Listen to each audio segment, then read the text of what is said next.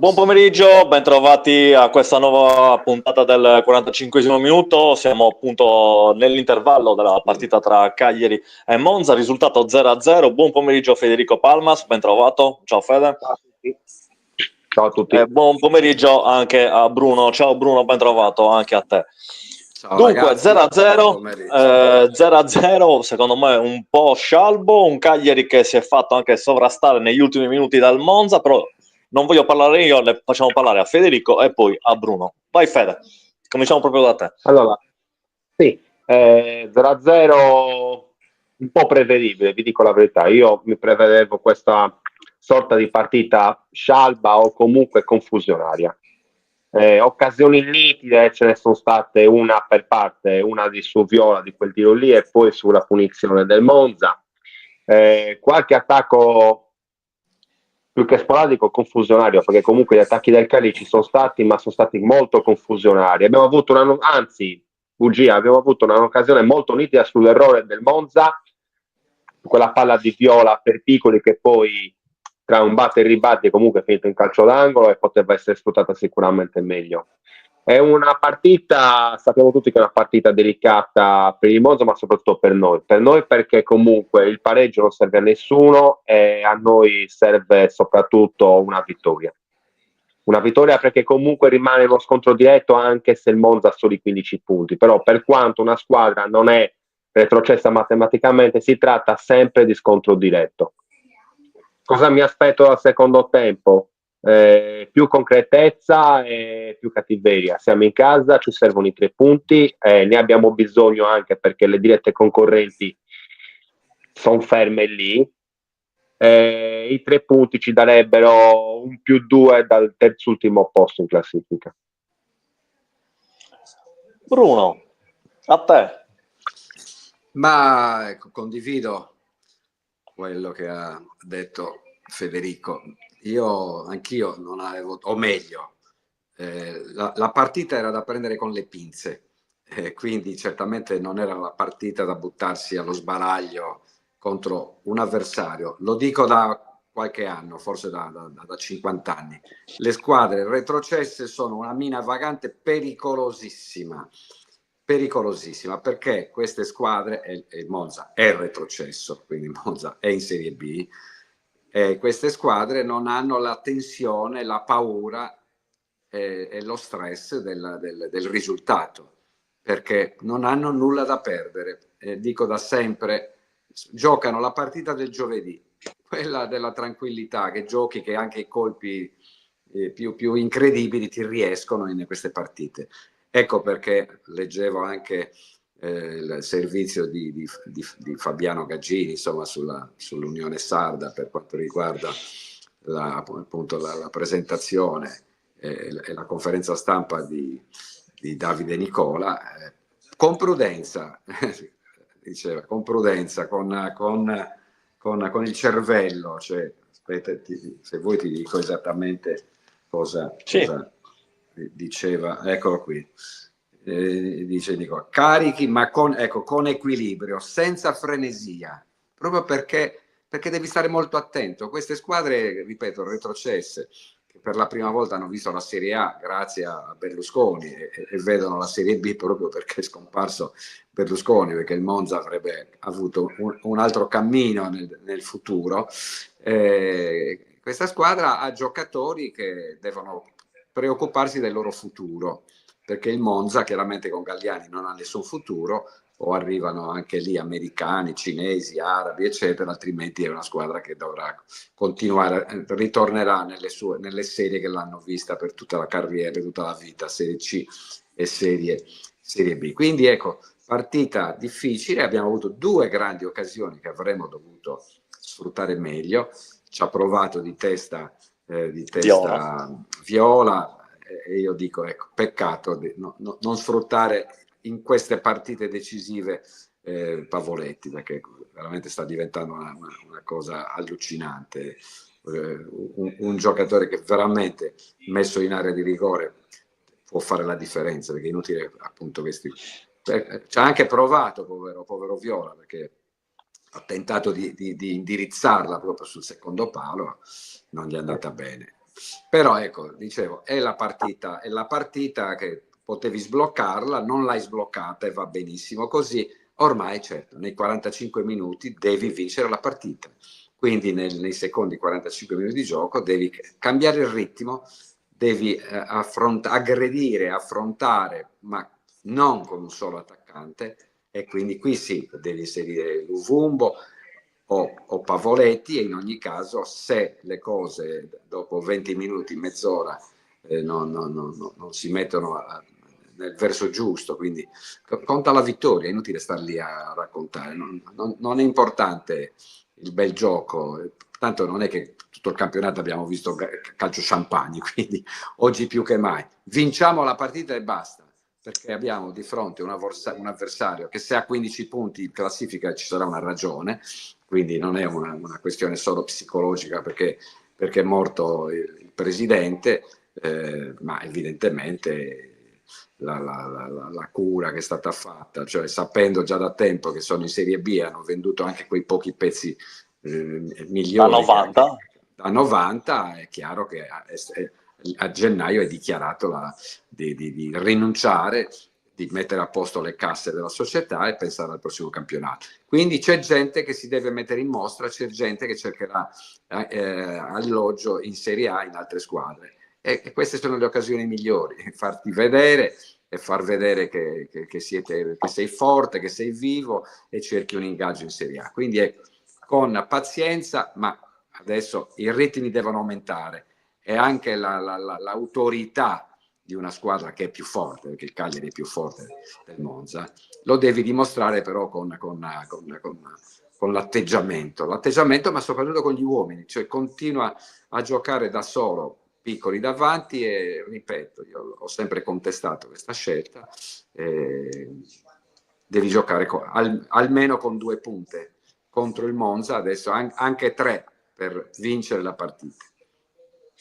Dunque, andiamo a leggere un po' di commenti. Nel frattempo saluto Titi Martis, che dallo stadio mi notifica tramite WhatsApp che si sta riscaldando Zappa e Luvumbo, quindi potrebbero essere le alternative, e andiamo a leggere anche qualche commento. Dino Sibono, che salutiamo, un abbraccio Dino, buona giornata a tutti voi, ci vuole attenzione e raziocinio per fare il risultato. Mio padre, Cioppa, partita a Scialba con molta tensione, male Viola da sostituire con Gaetano. Ottima soluzione. E questi sono i commenti però dei nostri web ascoltatori. Adesso io contesto tuo padre. vai tranquillo. Scherzo, saluta tuo padre, salutalo. Anche Libero Orgiana, che mi ha scritto in privato, allora. Che mi ha scritto in privato. Non c'è Libero oggi tra i commenti, non c'è ancora, lo troveremo nel posto molto probabilmente. Esatto, perché lui non conosce questa trasmissione e quindi non si collega. Ma Michele Mucciarelli dice, scusami Bruno, fuori sì. Palomino, Felici Viola, dentro Zappa, Coman e Luvumbo. Fede, come li vedi questi cambi che danno anche i nostri web ascoltatori? Potrebbero essere quelli giusti secondo te, oppure faresti altre mosse? Tu che sei anche mezzo mister, dai. Grazie per il mezzo. Allora, sicuramente io dall'inizio del secondo tempo toglierei un centrocampista e metterei una punta in più. Luvumbo non sarebbe male, anche per creare il solito scompiglio che crea, sia con i suoi movimenti brevilini e con la sua euforia, diciamo, perché comunque abbiamo bisogno di creare superiorità numerica davanti, perché comunque dietro il Monza non è eccelso, anche per il motivo del fatto che hanno svuotato, diciamo, dei giocatori che magari potevano essere quelli più remunerativi. Sicuramente una punta in più. Il discorso Pavoletti, sapete come la penso, nel senso che Pavoletti è uno che serve anche in partite così dove hai possibilità di giocare palloni alti dentro l'area, è uno che puoi mettere, sicuramente non lo puoi mettere a fare 48 minuti, 50 minuti secondo tempo, però io anche 20 minuti li farei giocare. Ci domandano, nel frattempo Titi mi dice che si sta allenando, si sta riscaldando anche il beniamino dei nostri web ascoltatori, quindi San Gavino, quindi il tanto martoriato. Dai, vai Fede, dimmi. No, ma allora io questa cosa adesso mi è dato il là. Io non capisco tutto questo accanimento. No, ovviamente io sto scherzando, è una battuta, Fede, No, ma su Daiolo, sì, però non solo per la battuta, però molti, anche pseudo tifosi, ce l'hanno con questo giocatore. Questo ragazzo, a prescindere dalla natalità San Gavino, sardo, giocare in una squadra sarda è ok. Ma il discorso è uno che può fare i suoi errori, perché magari tecnicamente non è eccelso, però è uno che comunque ci mette gamba, ci mette voglia, a differenza di altri che magari potrebbero fare di più e rendono meno. Cioè, ci sono state partite in cui quando De Iola ci ha salvati, segnando, facendo assi, comunque facendo la cosiddetta, passatemi il termine, rottura a centrocampo, allora subito a esaltarlo. Fede, sai benissimo come la penso io su De Iola. O è scarso il giocatore oppure sono diventati tutti bruchi gli allenatori, tutti quanti Ranieri, Sì, tutti quelli che si sono succeduti prima non ne capiscono nulla di calcio. Allora a questo punto, visto che lo mettono, tutti quanti dicono che è uno scarsone, uno scarpone. Sì, vabbè, ma vedi, è lo stesso discorso che fanno sugli allenatori. Ogni anno esaltano quando arriva a metà stagione da mandare via, da mandare via, da mandare via. Ragazzi, sai come la penso io sugli esoneri? Se un allenatore mi fa 15 punti al girone di andata, si salva con 1 o 2 giornate di anticipo, ne arriva un altro che fa gli stessi punti all'andata, ti salva sempre quelle 3-4 giornate. Poi arriva Ranieri, una situazione brutta all'inizio, salva la squadra con un paio di giornate di anticipo. Arriva Nicola, ti fa gli stessi punti che hanno fatto i predecessori, ti fa più o meno lo stesso cammino, vuol dire che il problema non sono gli allenatori. E non bisogna essere dei maniaci di calcio per capire queste cose, però ognuno ha il suo giudizio. Andiamo avanti. Bruno, su questo con te sfondo una porta aperta su De Iola, perché l'abbiamo detto a Iosa e come ha detto Federico, il parere dei tifosi. Ti do una notizia. L'altro giorno sono andato alla Rinascente, proprio l'altro giorno, giovedì, e stavo acquistando del caffè. C'è una zona, vendono il caffè di George Clooney. Okay. E quindi stavo ordinando, mi giro, De Iola alle mie spalle.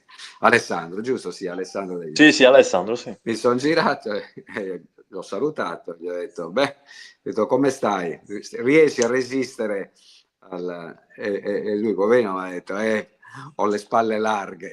E gli ho detto, tu resisti, perché io ricordo che quando arrivò Pierpaolo Bisoli, era il 1990, io conducevo una trasmissione con Matteoli e Mario Ielpo, con una collega, adesso mi sfugge anche il nome, una bravissima collega giornalista.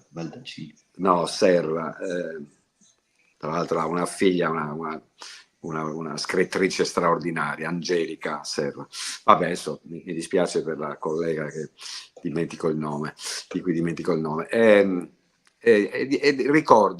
Ricordo Matteoli in una delle prime puntate, quando aveva appena esordito Visolone, forse con Giacomini, forse era il primo campionato senza Ranieri che andò al Napoli, e arrivò Giacomini, E mi disse, lo disse a microfoni spenti chiaramente, per rispetto, dice, ma questo dice, come ha fatto Carnelongo a portare questo? C'ha i piedi, da 2 ferri da stiro sui A piedi. stiro. Hai capito? Quindi per dire che poi Bisoli è diventato quello che tutti sanno, i tifosi del Cagliari, ma dal punto di vista tecnico mica gli uomini di rottura, questi mastini che metti a centrocampo, che fanno legna, capisci? Mica sono i fenomeni, non sono Del Piero, Baggio o Zola.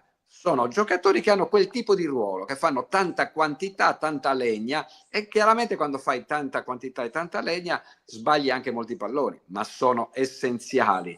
Un certo Colombo, pochi lo ricordano sicuramente, ma quel Milan dei miracoli con Rijkaard, Van Basten, Gullit, Donadoni, Baresi, Maldini, vogliamo aggiungerne altri? Il Milan, Ok, vedi, galattico. tutti ricordano questi giocatori, ma dimenticano che c'era uno che si chiamava Colombo, capisci? Che si faceva un culo così per Gullit, Van Basten e Rijkaard, e quel Milan vinceva la Champions, allora quella che mi piace, la Coppa dei Campioni, capisci? La Coppa dei Campioni, molto più forte, più incisivo.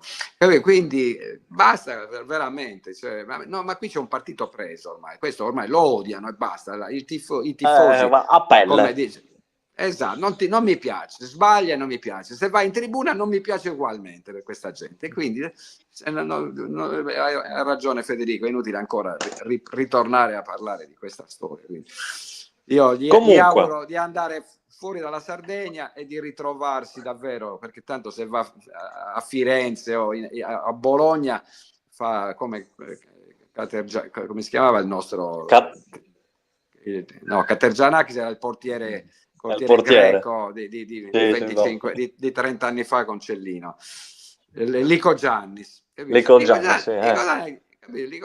Intanto Lico Giannis l'anno scorso buttato via, è qualificato per la Champions.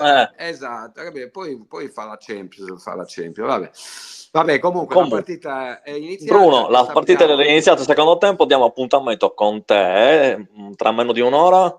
Rosso Blu 100, io ospito Alessio Ninu, 14:30 Alessio Ninu, Gigi Piras, Gennaro Longobardi e Stefano Lai. E Stefano Lai. Quindi appuntamento con te a più tardi, buon pranzo per chi deve pranzare, andiamo a mangiare velocemente qualcosina. Fede, grazie per essere venuto, salutiamo Fabrizio che oggi è fuori, non è stato della nostra squadra. A più tardi con Rosso Blu 100, il post partita. Ciao a tutti, grazie, buon secondo tempo. Ciao a tutti. Ciao.